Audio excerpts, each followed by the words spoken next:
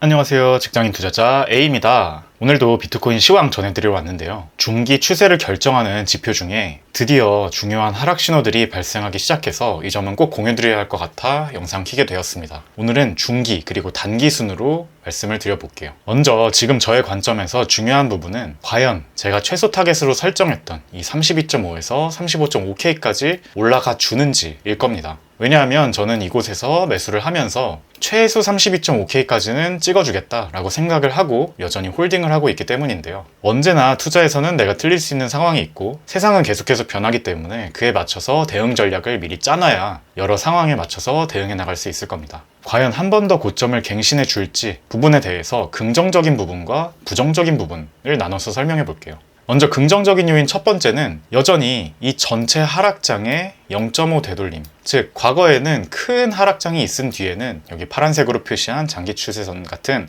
장기 추세선을 뚫고 나서는 거의 한 번도 예외 없이 0.5 또 대부분의 경우엔 0.441 구간을 찍어줬습니다. 이 사실은 여전히 변하고 있지 않다는 게 명확한 사실이고요. 두 번째는 이제 곧 7월 말 FOMC에서 미국의 기준금리 인상이 멈출 것이라는 점입니다. 이번 7월 FOMC 기준금리 인상 가능성은 거의 100%에 달할 정도로 확실시되고 있는데요. 이번을 마지막으로 그 이후에는 금리가 일정하게 고금리 상태로 유지가 될 겁니다. 그렇게 되면 과거에는 그렇게 고금리로 유지되는 동안 시장 참여자들의 안도감 그리고 불확실성 제거 등의 요인 때문에 주식시장과 코인시장은 오르는 모습을 많이 보였습니다. 그래서 저 역시 금리 인상이 멈추기를 몇 달 전부터 계속해서 기다리고 있었는데 금리를 조금씩 계속 올릴 수밖에 없었죠. 물가와 고용지수가 너무 좋았기 때문입니다. 하지만 이제 드디어 금리 인상을 멈출 것이 굉장히 높게 기대되고 있고 그렇게 되면은 여기 표시한 이 날짜 때부터 또는 그 다음 FOMC 때쯤부터 상승 랠리가 보일 가능성이 높다고 보고 있습니다. 세 번째는 파동의 모양인데요. 여기 이렇게 한 번에 긴 장대 양봉으로 올라와 줬는데 보통은 파동이 한 번으로 끝나질 않죠. 한 번 파동이 있으면 되돌림 후에 한 번 더 고점을 갱신하는 게 일반적이기 때문에 파동이 이런 식으로 끝난 게 아니라면 한 번 더 고점을 올리는 최소한 한 번 더 고점은 올려주는 파동이 있을 가능성이 높다고 차트 관점에서도 보고 있습니다. 반면에 부정적인 요인도 발생하고 있는데요. 바로 주봉 하락 다이버전스입니다. 차트를 주봉으로 바꿔보면 여기 보이시는 것처럼 차트의 고점은 올랐는데 RSI는 고점이 내려가는 하락 다이버전스를 보이고 있고요. 이렇게 큰 하락 다이버전스도 있는데 이 부분에서 작은 하락 다이버전스도 있습니다. 그래서 현재 하락 다이버전스가 매우 명확하게 뜨고 있는 상황이라고 볼 수 있고요. 과거 주봉에서 즉 이렇게 중기 추세를 결정하는 긴 시간 프레임 단위에서의 상승 또는 하락 다이버전스는 신뢰도가 굉장히 높았기 때문에 눈여겨봐야 된다고 생각합니다. 단기적으로는 제가 희망하기로도 빠르게 몇 주 내에 고점을 한 번 더 갱신해 줄 수는 있겠지만 여기서 차트가 조금 더 오른다고 하더라도 이 주봉의 고점을 깨고 봉 마감하지 않는 이상은 이 고점 아래서 RSI가 마감할 가능성이 높거든요. 그렇게 되면 여전히 하락 다이버전스가 유효한 거고 나중에 1봉이나 4시간 봉에서까지 하락 다이버전스가 뜰 수 있기 때문에 그 경우에는 저는 가진 것들을 거의 전부 매도하고 오히려 숏 포지션을 단기적으로 들어가 볼까 생각도 하고 있습니다. 주봉은 긴 시간 프레임이기 때문에 당장 하락한다 라기보다는 이제 슬슬 몇 주 단위에서는 정말 잘못하면 최소한 단기 조정이라도 올 수 있겠구나 라고 생각을 하고 더 면밀히 지켜봐야 될 시기라고 생각하고요. 참고로 과거에 주봉 하락 다이버전스가 뜬 경우가 약 5번 정도 됐는데 모든 경우에 있어서 최소 마이너스 25% 이상은 하락을 했습니다. 그래서 제가 희망하기로는 한 번 더 고점을 갱신해 주면서 분할 매도의 기회를 주고 하락을 했을 때는 이 고점 부근에서부터 제가 주요 지지 구간으로 생각하는 25.2K 구간이 딱 마이너스 25% 정도 하락 구간이거든요. 그래서 이 정도까지 한번 내려오면 주요 반등 포인트가 생기겠다라고 생각을 하고 있고 여길 못 지키면 다음은 거듭해서 말씀드렸던 것처럼 18.2K 구간, 이 구간까지도 열려있다고 보고 있습니다. 반면에 비트가 미친 듯이 상승을 줘서 장대 양봉이 생기면서 여기 있는 이 채널의 중단까지 뚫는다면 이 역시 제 기존 시나리오대로 뚫고 지지받으면 더 간다고 보고 차라리 여기서 추가 매수를 하려고 합니다. 그 정도의 강한 장대 양봉이면 아마 이 주봉 하락 다이버전스도 없어질 겁니다. 그렇기 때문에 추가 상승을 더 한다고 보고 그때는 이 지지선 위에서 추가 매수를 하겠지만 그 전까지는 어쨌든 현재 주봉 하락 다이버전스도 뜨고 있고 어쨌든 저항 구간이기 때문에 분할 매도는 최소해야겠다라는 관점입니다.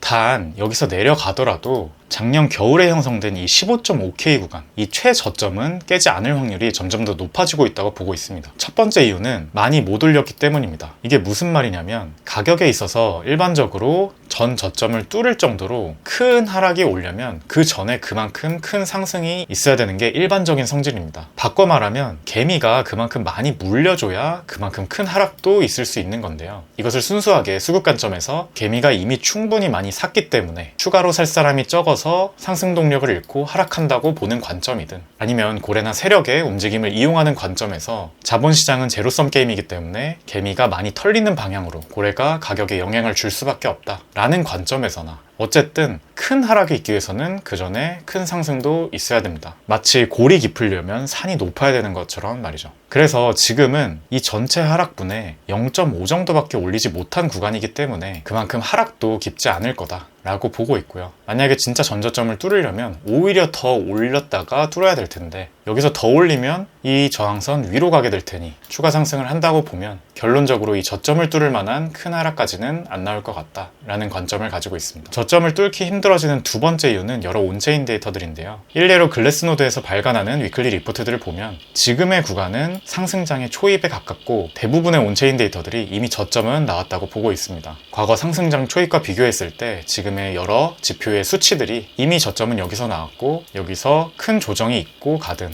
아니면 얕은 조정이 있고 가든 어쨌든 지금은 상승장의 초입이다, 2015에서 16년 또는 2019년과 유사하다 라고 보고 있기 때문입니다. 다시 중기적인 하락의 신호들 얘기로 돌아와서 주봉 하락 다이버전스 외에 한 가지 더 하락을 대비해야 하는 신호는 바로 미국의 장단기 금리 차입니다. 10년물 금리 마이너스 2년물 금리를 한 장단기 금리 차인데 수십 년 동안 하락장의 신호가 되어왔죠. 이번에도 거의 작년 하반기부터 이 장단기 금리 차는 음수에 머무르고 있는데요. 특히 지난 3월에 저점을 찍었나 했더니 이번 7월 초에 이 저점을 살짝 갱신까지 했습니다. 장단기 금리차가 낮다는 것은 현재의 기준금리가 미국의 경제 전망보다 매우 높다는 겁니다. 즉 경기를 호황으로 유지하기에는 금리가 너무 높다, 그런 상태이다 라는 의미이기 때문에 이것이 하락장의 신호로 많이 작용을 해왔고요. 더 구체적으로는 단순히 장단기 금리차가 마이너스를 찍는 것뿐만 아니라 마이너스를 찍고 다시 올라와서 양수가 될 때, 이 0 위로 올라올 때 주식시장에 고점이 형성되는 경우가 많았습니다. 즉 지금은 경기 전망보다 금리가 높은 상황이고 언제든지 이것이 0 위로 올라오게 되면 더 강력한 주식시장의 고점 신호가 되기 때문에 이 부분도 반드시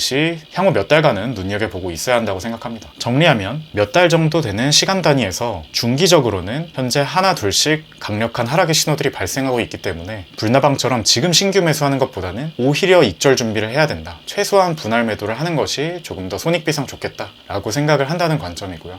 그럼 마지막으로 단기 관점에 대해서 말씀드리겠습니다. 아무래도 가장 좋은 관점은 여기 이 평행 채널을 깨지 않고 그대로 올라주는 게 가장 크게 상승할 수 있는 시나리오였는데 지금 이 하단을 비비고 있죠. 곧 깨질랑 말랑 하고 있습니다. 만약에 이 박스 횡보권이 아래로 깨지게 된다면 반등이 가능한 구간은 여기 29K 또는 28.2K 이렇게 두 구간으로 보고 있고요. 저도 남은 현금이 조금 있는데 그 현금들을 이런 자리에서 상황 보고 추가 매수해보려고 고민 중입니다. 이 부분도 본인의 관점과 겹치시는 부분이 있다면 적극적으로 활용해보시면 좋을 것이라 생각합니다. 물론 여러 관점들을 다 참고하셔서 종합적으로 본인만의 결정을 하셔야겠죠. 이제 7월 FOMC도 얼마 남지 않았습니다. 이 FOMC가 굉장히 기다려지고요. 그 이후에 어떤 모습을 보여줄지 또 눈여겨봐야겠습니다. 그럼 돌아올 한 주도 성투하시길 바라겠고요. 저는 다음 영상에서 더 좋은 내용으로 찾아뵙겠습니다. 지금까지 직장인 투자자 A였습니다.